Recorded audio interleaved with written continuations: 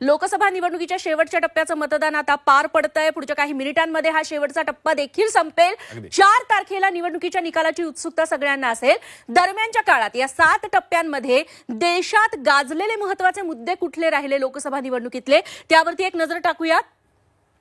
मोठ्या स्क्रीनवरती आपण बघतोय देशभरातले गाजलेले महत्त्वाचे मुद्दे या लोकसभा निवडणुकीतले। त्याचा पहिला मुद्दा होता अर्थातच अयोध्येतल्या राम मंदिर उभारणीचा। दुसरा महत्त्वाचा मुद्दा काश्मीरातील कलम 370 भाजपनं रद्द केलं। याचं सुद्धा भाजपनं प्रचारामध्ये मोठ्या प्रमाणावर वापर केल्याचं आपल्याला पाहायला मिळतंय। दुसरीकडे होता तो सीएएचा वाद, यावरून देखील मोठा वादंग उठलेला होता। त्यानंतर मुस्लिम असतील, मंगळसूत्र, मच्छी मटण, महागाई, मणिपूरच्या विषयाचा जो मुद्दा आहे तो सुद्धा निवडणुकीमध्ये मोठ्या प्रमाणावर गाजल्याचं पाहायला मिळालं। निश्चित हे झाले देशभरातले मुद्दे, सोबतच महाराष्ट्रातले देखील वेगळे मुद्दे होते जे या संपूर्ण लोकसभा निवडणुकीमध्ये चांगले चर्चेत राहिले। ते मुद्दे कोणते होते ते बघूया।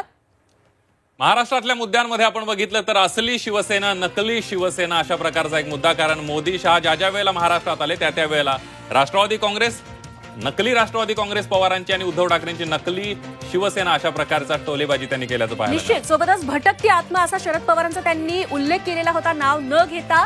सर्वच राजकीय पक्षांमध्ये अंतर्गत धुसफूस या लोकसभा निवडणुकीमध्ये बघायला मिळाली। निवडणुकीत प्रचंड पैसे वाटप झाल्याचे आरोप देखील आपण बघितले।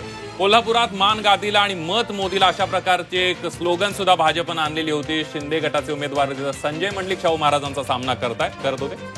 निश्चित सोबतच सांगलीत मशाल विरुद्ध विशाल ही देखील नारेबाजी बघायला मिळाली।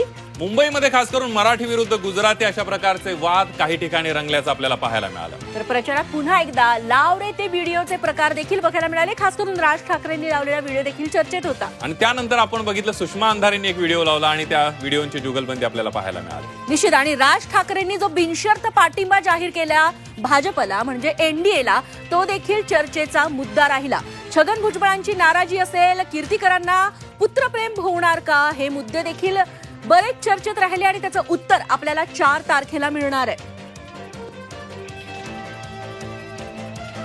तेव्हा देशात महाराष्ट्रात कोणकोणते मुद्दे चर्चेत राहिले हे आपण बघितलं। या आधी आपण बघितलं की विभागवार कोणकोणते मतदारसंघ महत्त्वाचे राहिले, तिथल्या महत्त्वाच्या लढती आणि तिथले नेमकी कशी गणित बघायला मिळाली। उत्तर महाराष्ट्राबद्दल बोलायचं झालं तर योगेश खरे यांच्याकडे मला जायचंय।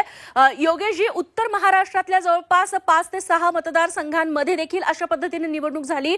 नाशिकमध्ये खास करून बोलायचं झालं तर नक्की कुणाला उमेदवारी मिळणार हे अगदी शेवटपर्यंत जाहीर करण्यात आलं नाही। भुजबळांचं नाव चर्चेत होतं, भुजबळ नाराज झाले, शेवटी गोडसे यांनाच पुन्हा एकदा उमेदवारी जाहीर करण्यात आली आणि तेच चित्र इतरही मतदारसंघांमध्ये बघायला मिळालं। काय वैशिष्ट्ये राहिली उत्तर महाराष्ट्रातल्या लोकसभा मतदारसंघांची?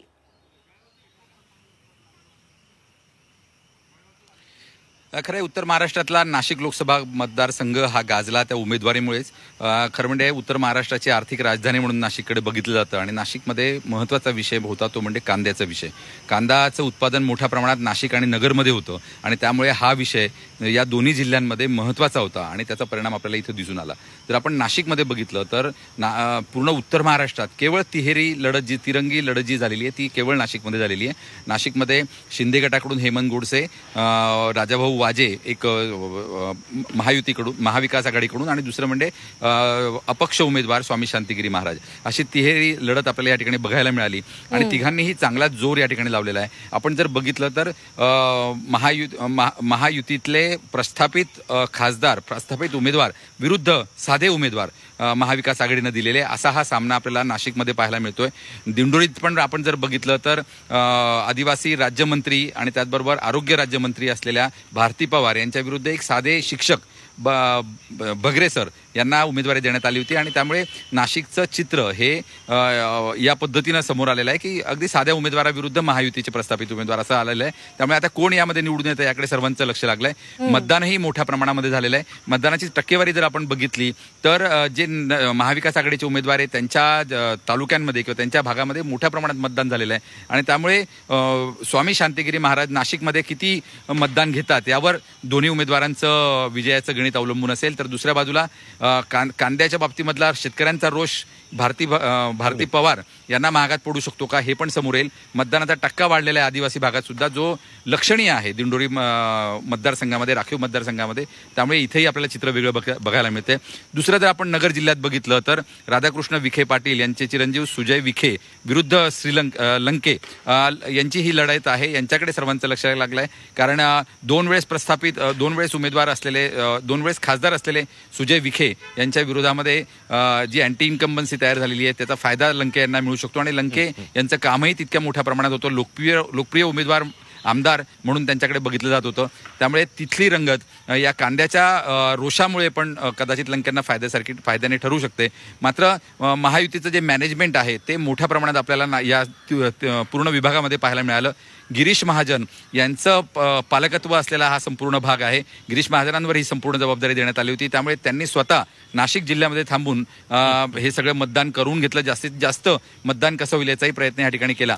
जर आपण दुसरं बघितलं तर गिरीश महाजनांचंच घर असलेलं जळगाव जिल्हा हा सुद्धा तेवढाच महत्वाचा आहे, कारण या ठिकाणी आता एकनाथ खडसे हे सध्या बांधावर आहेत. म्हणजे भाजपत ते जातील अशी चर्चा आहे, त्यांनीही तसं म्हटलंय. मात्र अजून ते गेलेले नाहीत. मात्र त्यामुळे त्यांची स्नुषा रक्षा खडसे विरुद्ध श्रीराम पवार हे जे काही नवीन गणित या ठिकाणी तयार झालं होतं, नवीन नौखा उमेदवार या ठिकाणी दिला होता, तो रक्षा खडसे यांना किती फाईट करू शकतो.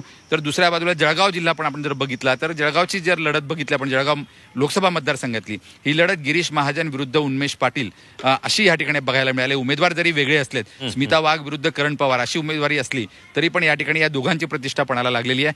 मतदानही मोठ्या प्रमाणात झालेलं आहे. मात्र नवीन म्हणजे जो करण पवार हा एक नगराध्यक्ष असलेला उमेदवार आहे, त्याच्या पारड्यात मतं मोठ्या प्रमाणात जातात का हे सगळं बघणं औत्सुक्याचं ठरणार आहे.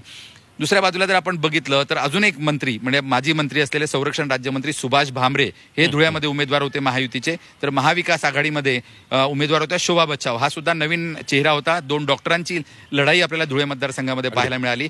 या ठिकाणी अल्पसंख्याक मतदार मोठ्या प्रमाणात असल्यामुळे त्याचा फटका कदाचित सुभाष भामरे यांना बसू शकतो का, कारण मतदान जे झालेलं आहे ते खूप मोठ्या प्रमाणात मालेगाव बाह्य या परिसरामध्ये, त्याचबरोबर धुळे लोकसभा मतदारसंघामध्ये झालेलं आहे. या ठिकाणी 2 अल्पसंख्याक आमदार आहेत आणि त्यामुळे महायुतीसाठी तोंडाला फेस आणणारा एकूण सगळा इथला मॅनेजमेंट होतं आणि त्यामुळे शोभा बच्छाव यांचा कदाचित या ठिकाणी फायदा होऊ शकतो अशी परिस्थिती या ठिकाणी दिसून येते.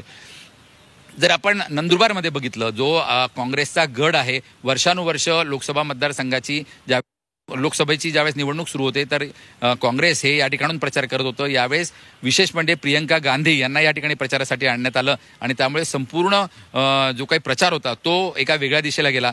या ठिकाणी हिना गावित गेल्या 2 टर्म खासदार आहेत आणि नवीन गोवाल पाडवी हा उमेदवार या ठिकाणी तरुण उमेदवार वकील असलेला हा या ठिकाणी देण्यात आलेला आहे आणि त्यामुळे कदाचित आपण म्हणूया या आदिवासी मतदारसंघामध्ये सुद्धा आपल्याला एक वेगळं चित्र या ठिकाणी बघायला मिळू शकतं.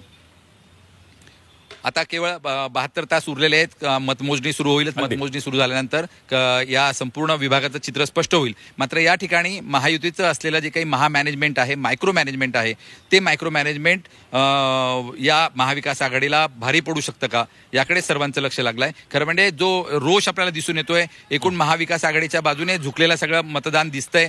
लोकांचं जे काही हे म्हणूया आपण की लोकांची जी नाराजी आहे ती महाविकास आघाडीला फायद्याची ठरू शकते. सहानुभूती महाविकास आघाडीला मिळू शकते. मात्र महायुतीचं मायक्रो मॅनेजमेंट जे आहे तेही कदाचित या ठिकाणी काम करू शकतं आणि एक वेगळा निर्णय आपल्याला या ठिकाणी दिसू शकतो. निश्चित तेव्हा बरीच राजकीय गणितं उलटापालटी उत्तर महाराष्ट्रात देखील बघायला मिळाल्या. प्रत्येक जण वरचढ चढण्याचा प्रयत्न झाला. महायुती देखील, महाविकास आघाडी देखील प्रत्येक मतदारसंघ आपल्याकडे पाडून घेण्यासाठी आणि तसा प्रचार करण्यासाठी. योगेशजींनी ज्या पद्धतीने सांगितलं की महायुतीचा थोडासा संघर्ष पाहायला मिळाला, महायुतीच्या उमेदवारांचाही संघर्ष पाहायला मिळाला तिकीट मिळवण्यासाठी, त्यापासूनच त्यांची सुरुवात झाली होती.